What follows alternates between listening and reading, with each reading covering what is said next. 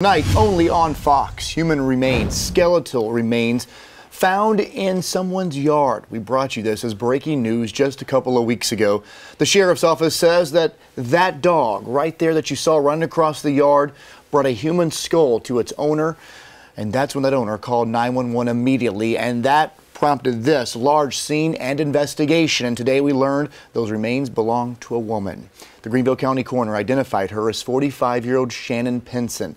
And only on Fox, we're hearing from a friend of Shannon's after that horrific discovery and, of course, today's identification. Fox Carolina's Shale Ramin is on this story. She spoke to her friend who was her sister-in-law previously. And Shale, I know she must be devastated. So what is she saying about Shannon?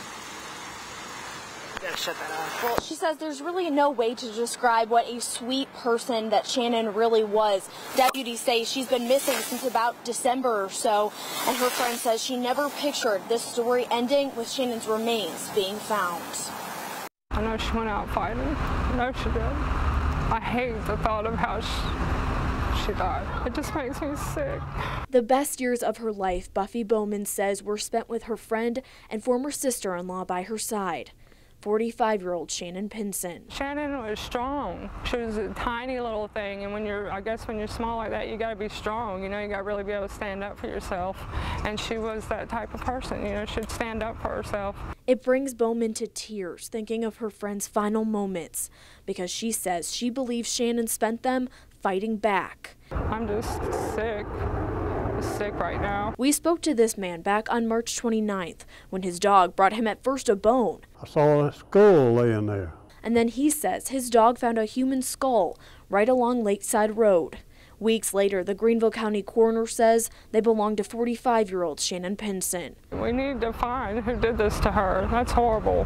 If they did it to her, a tiny, they can do it to anyone. Deputies say Pinson was last seen December 9th, but there's plenty of questions that have developed since, like how and where she died. She was the sweetest person.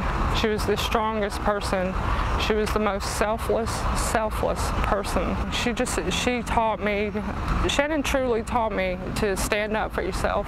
Now Bowman says it's her turn to stand up for her friend, demanding answers about her death while making sure her qualities are never forgotten. Her smile just radiated, and I don't care what she was going through, she just kept that big smile. That smile is what she wants to live on when people think of Shannon Pinson, and to give her a proper burial, the furthest thing from the way she was found. And I'm thankful for that, that we kept that bond and we stayed close. I'm so thankful for that.